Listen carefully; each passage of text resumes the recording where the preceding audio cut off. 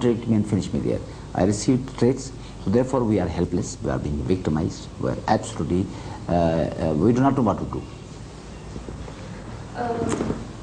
Your recent statement in the newspapers after the Hyderabad incident was that whatever happened was good, in effect, and was to flush out the terrorists. What was? The recent incident in Hyderabad, you were reported in the press as saying that whatever happened in Hyderabad, even though the women who were demonstrating and it was a peaceful demonstration, were fired upon, the children were fired upon, and people died in this indiscriminate firing. While everybody appalled at this, your statement said that it was fine, whatever happened. I don't know where is this statement. I have never given any such statement. I don't know who has printed it. They print such things always. I have never given such statement. I did say, and I do say, that the Hyderabad fort is the headquarters of the rebel terrorist mafia. It should be evacuated. It should be neutralized. It should be made harmless for the people who are being killed every day. And they have made into a terrorist den. And there should be no terrorist dens of anybody, of Sindhis or Urdus or Punjabis or for that anybody. All terrorist dens should be wiped out. But I have so far not commented at all about any processions, etc. You mean to say that you have made a comment on the Hyderabad incident? I have made a comment upon the necessity of evacuating and neutralizing Hyderabad fort. And I continue to say that it should be neutralized. I have sent a telegram to the President saying. But I am against the use of women and children for the purposes of committing crimes against the people. Using of press, using of international media, using of everything, misuse of Islam, God, religion, Nahmadu, Nastainu, Nusalli ala Sayyidul Mursaleen, and then you kill people. I am against all hypocrisy. In the name of women, in the name of children, in the name of Islam, in the name of God, in the name of processions. Killers, 10,000 killers, they become a political procession. Dacoits, if they form into a mob, we say it's a political position, don't oppose it. If dacoits take women and put them in front, and they go and mass murder people, you don't touch them because women are in front. This is precisely what the terrorists do in hostages. They put a woman in front. They say, if you kill her, I'm going to kill her. Or then you'll be killing on this thing. I am like anybody else throughout the world. I am against this use of hostages. Women actually who are leading them are hostages. It's a terroristic act against those women to put them in front, to put their lives in jeopardy, to prevent the law enforcing agencies from apprehending the people and repeating thing, from killing. It's not a political thing. All the vilest things, misuses that could be done of democracy have been done here. Just as Zia did. He said, you want GSM? Then he started the word GSM and made it a terror for the people of Sindh. You want Islam? They turned it into an abuse to an extent that people say we don't want Islam. He has said GSM, put it in the mouth of intelligence agents, GSM, and then kill Sindhis. I have opposed that. This mafia, press mafia, I call it press mafia, media mafia, they speak lies in the morning and by the hour. They attribute, they have recently said somebody, I don't have the time to give the note. Palijo has married, he has run away, he has made billings, he is living in Ladkana, he is nowhere in Karachi, he is nowhere in there. Somebody, they'll put me in Sri Lanka, I've evacuated, and this yellow press is always there. The entire so-called national press, yellow press, and the hands of the terrorists, it has always been like that. They use terror with the pen, terror with propaganda, terror with communication lines. Abuse. Nazis did like that. Nazis used even science. Kill the people because their genetics will be affected. They brought scientists who gave the things that it is genetically necessary for the Jews to be killed. Can you comment on the MQM? It's one of the vilest and dirtiest killer mafia that I've ever known. I'm a student of all these things. I'm a student of these tyrannies. We have studied the Mongols. Mongols were simply babes before them. You know, in 11, 12, Genghis Khan came and he said, if you don't do this, I'll kill you, that's all. He told Tarkan Khatun, if you don't surrender, then I'm going to put you there before the dogs. I'll eat my food, throw away the bones to you, and you will catch some of them, and the dogs will catch some of them. And you will live forever on those bones. Fair and good. These people smile. Then the other said, I said, if they had a so-called national press of Genghis Khan, he would have been a hero by this time. Every one of the killers who used to mass murder people will be a hero. Youth, the dance says youth, jung says naujawan big pepper pade. So when you put these fine words into such dirty use, MQM is one of the vilest things of creations of General Zia and the reactionaries and the international reactions to is out in the various countries of the world. It is a private army like in the Beirut, the Bisai militia, or the Hua sect in Vietnam, or anything, any of those dirty things, fixes that you have. What do you think the MQM wants?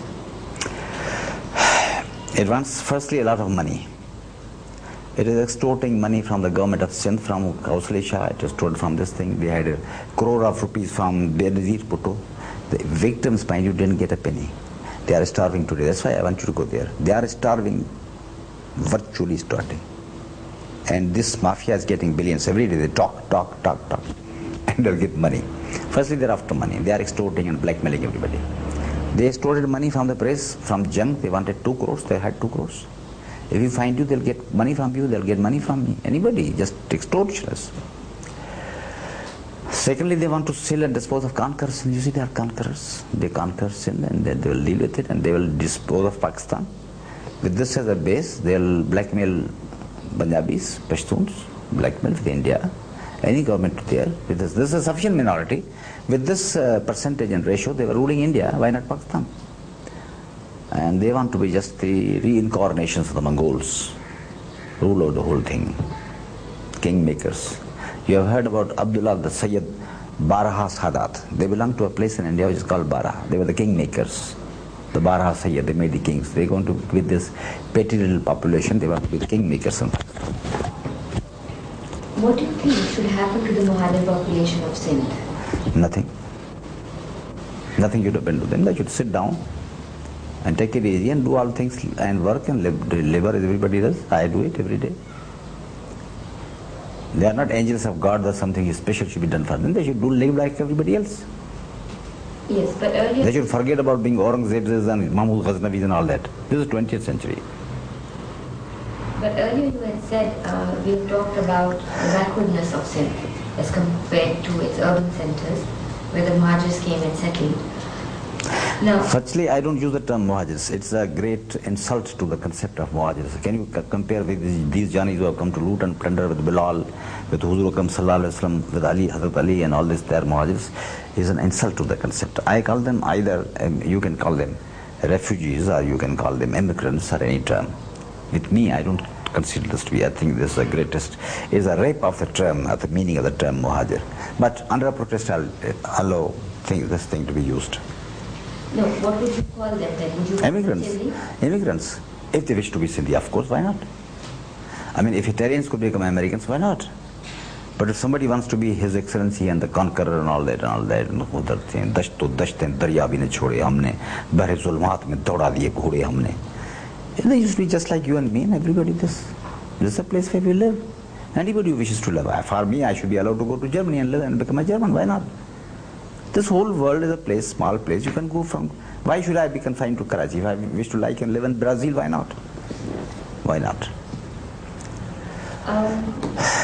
But the problem is that you said that the Sindhis are backward people.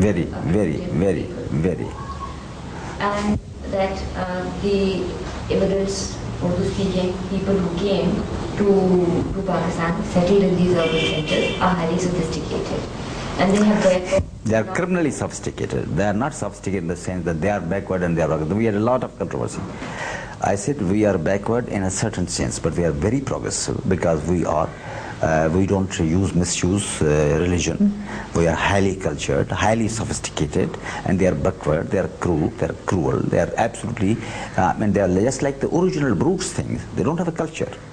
Okay, what I want to say is that at least we agree that the economic monopoly, the monopoly within the urban centers has belonged to the Urdu-speaking people. No. There were Punjabis, there was always a mixed population. This is one of the greatest lies that Karachi belongs to the Mohajirs. It doesn't. You become, how have you become a Muhajir? You are not a Muhajir in this sense. You don't know, you can't speak two senses of Urdu as the Urdu people will do. How do you? You are a Sindhi, but you have been persuaded by their cultural dictatorship to consider yourself something other than being Sindhi. So they are in a very tiny minority, that's all.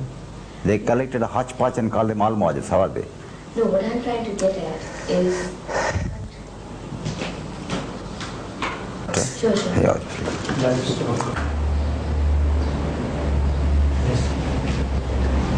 My question is that we have just been talking about how the judiciary was controlled by the Urdu speaking, your own examples of what happened to you as a... No. Judiciary was not controlled by things. Judiciary, specific tasks regarding the Sivaki property were given to Urdu-speaking judges only. Not that judiciary was numerically, they were greater than that. No. We have the best Sindhi judges. We have the best intelligentsia. We had Ekobra, the finest lawyers are always in cities. Yes. Okay, so now if we say, like you said, that there was Urdu everywhere, how would you replace that or share that? We like that. We like to adopt here a notion that is throughout the world, people should be educated in three languages: their own mother language, and the nationally working language, and any one of the international languages.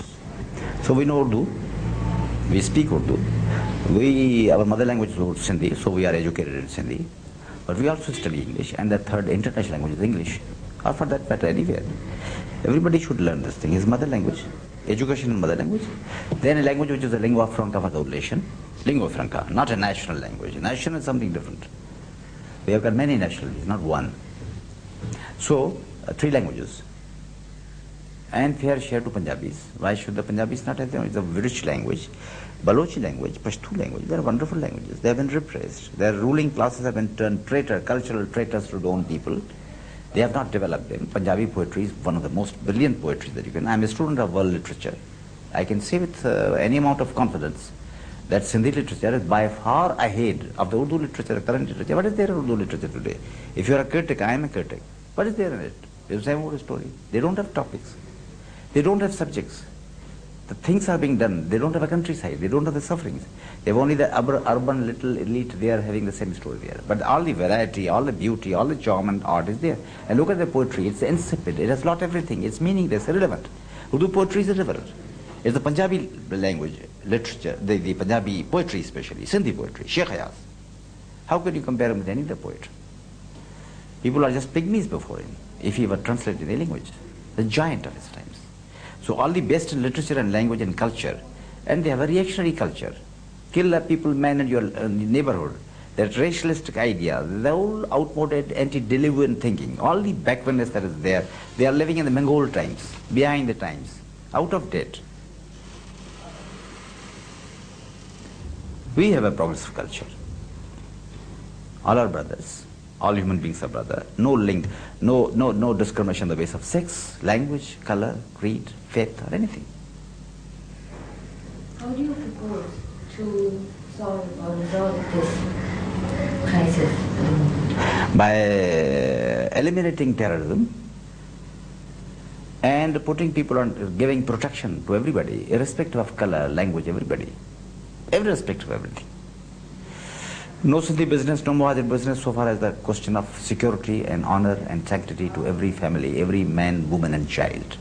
To his property, to his arm, to his human rights, security, peace, for all. And then this tyranny ends, that's all. All the advantages that they get is only through this blackmailing and mafia and killing, and then a fair democratic press, which is shamelessly abusing the democratic liberties that they have given. They are using it for fascist purposes, for killing, for condoning, for propagating falsely. They should be ashamed of them, this thing. Who's the representative of BBC? Who's the representative of Guardian? Who's the representative of Voice of America? All these people who speak lies and prostitute their knowledge and their things for the purpose of this, their petty, small group considerations. Would you make a distinction between original Sindhis and newcomers into Sindhi? Yes, original Sindhis are well versed in the old culture. And they have got many minuses, there are many reactionary elements in it. There can never be a whole culture which is progressive. You can always have a mix. There are elements which are democratic elements in Sindhi culture. There are very, very reactionary elements in Sindhi culture, like karakari. If a girl speaks to a man, she should be killed. For this is exactly what we are fighting against. We have devoted our entire life fighting against feudalism and its remnants. We just hate these terrorists, and we hate the Vadiras also. They are also terrorists on a minor scale.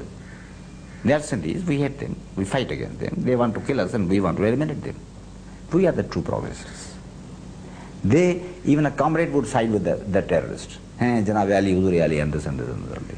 Professors, engineers, doctors, they'll use all the language that they know for this. We don't do it. We condemn the terrorists, Sindhi terrorists. I hereby condemn any terrorism done by any Sindhi. Even a tear from the eyes of Urdu speaking or Punjabi speaking or anything. Done anything by vicarious liability. Because we are progressive people. There was a statement earlier that, of course, you've been talking about disarming of people. Is that correct? Absolutely, yes. Now, when we talk about disarming people, there was also, on your birthday, your 50th birthday, there was a march by the Sindhiyani Tehreek, and each one of your Sindhiyani Tehreek cadre is armed. No, that's not right. There are some who might have participated in that. Disarm everybody, Sindhyani or no Sindhyani. Disarm me first. But disarm the rest, everybody. Disarm everybody. Or say cancel the Arms Act. Give arms to everybody. Allow everybody to purchase those. This will be an unequal thing. They have got the billions taken by mafia. They have got billions taken from the CIA, from the military intelligence, from Indians, from Russians, from God knows where. They have billions and we'd have nothing. But allow us to purchase the arms. Cancel the Arms Act. Let everybody have it. Let him sell his cow and protect his family with burning a class name. Or disarm everybody, including me, including you, including everybody. See, we are not like these people, Yani, Magar, Chunke, Chunaji, all these bogus things. We say plain, simple thing, disarm everybody. Death to the terrorist. Let him be a Sindhi or a Panagir, Mohajir, or anybody. No terrorism. No to terrorism. Argue, fight, quarrel.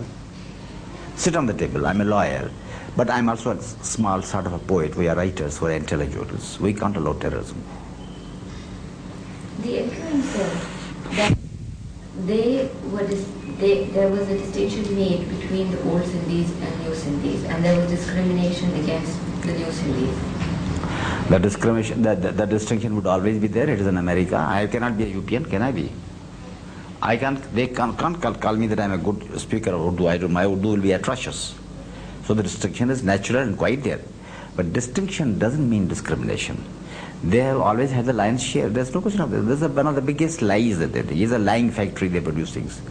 I wonder if Hitler had known about this thing, they utilize them. They speak lies. Are they prepared to sit on the table and show me the thing, how many posts they have got today? They have 80% of all the posts. All the TV money goes to them. All the radio money goes to them. The billions of rupees coming every day go to them. How many people Sindhis are employed in the factories, so-called factories in Sindh? What percentage? Are they prepared? How many Sindhis are in the army? How many Sindhis are in the PIA? Sindhi speaking people. I say, appoint a commission. Give us only 50%. Though we are in a majority, 70%. They bolster their figures. They speak lies. They say, we are dominant Karachi. How do they come? They have got small place in Azizabad by becoming gundas and the terrorists. They think we control Karachi. Peaceful citizens are not MKM people. They are not gundas. They are not terrorists. How do they become? They, if they take a Kalashnikov, then even if not I, of course, we don't bow before any killers. We will prefer death rather than bow them. We have faced every autocracy and we have fought against all generals of all times and dictators. But people, ordinary run of the people, they'll bow before and they become MQM for protection. They take protection money. They are the mafia on the Italian vision. They take money, that's all. Money is the name of the game. How do you think the ordinary Sindhi feels about the fact that the Urdu speaking had 80%, as you said, of the posts? Very, very much resentment. Yes. They know it. They can't do anything. They don't have a media. Urdu press is completely dominating and that's a so-called national press. What would you like to do to be able to get your due share? We'll agitate. We'll vote against the people who don't do that. We'll talk, we'll fight, we'll quarrel, we'll make speeches. We will not shoot. Shooting is out of order. We will not do gundagardi. We will use all civilized methods of political debate, controversy, warfare even. We'll demonstrate. We demonstrated in Karachi. We had 30,000 women. Our women did not come to protect the gundas in thousands. Our women, let me tell you, are, if we allow them, they are more militant than these ladies who pretend to be Colonel Watt. You'll see our ladies. Come there and we'll show you what kind of capable are they. As you say, they know how to shoot. They know how to shoot, some of them. They do. They're not cowards. But this is not our style, you see. To take out blouses and show to the people and then say, do this, otherwise I'm going to say that you have raped me. This is not our style. This is not our culture. It's our culture which is fighting with us. It doesn't allow us to do these things.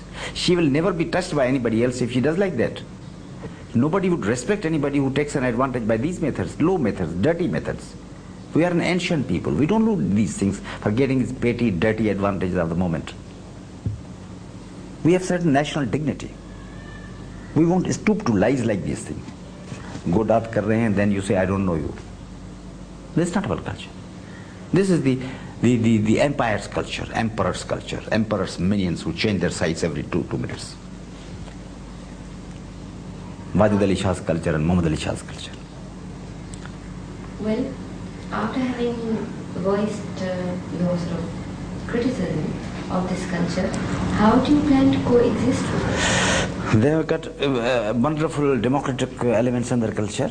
Makhdoom Muhyiddin, they got fine people, Sair, Mir, Ghalib, Bedal, Abdul Qadir Bedal, Amir Khusro, wonderful people. They are our people. Even you can't believe it. All the night I read all these people. Dagh I was reading. Last night I was reading only Dagh all the time. I have got these books in my bag all the time. I read all the Urdu classics. They're just part of our culture. Every one of us reads this. We just everything, we enjoy everything. What would be without the Urdu poetry and culture? Krishan Chandra, Bedi. I mean, I challenge them. Does anyone of the MQ know as much of Urdu culture as I do? I mean, these are ignoramuses. They're just brutes. What do they know about Urdu culture? What do they mean? Fasana Azad and Sir Sayyid and poets and Qadrosh Bedal and so wo hai wo bhi aadmi or Ghalib or Meen or Ismail Panipati and all these things. They are ignorant people, just looters and plunderers. What do they know about it? So this is a part of our culture. We'll have a democratic composite culture. Having elements of Sindhi culture, Punjabi culture, why not? The whole Pakistani culture. There are 3 levels of culture. There's a local level of culture, then there's an all Pakistan culture. Bulle Shah, have you read him? Sanu Nach ke yaar manavanade. The fascinating culture of Bulle Shah, Mullah Fazil, Khushhal Khan Khattak, and then Rahman Baba. I wish you read the Tappas of Punjabi, Pashto, and Mahiyas of Punjabi. You'll be fascinated. Urdu has got its own democratic sides. But you read Sindhi, you read Punjabi, you see the Tappas, you saw the ancient cultures. Have you heard Heer and Ranjha, especially the music? So that should not be a monotonous one-sided culture. This is all our culture, all Indian culture, Bengali, Bhavaiya. Why Urdu only? India doesn't mean only Urdu.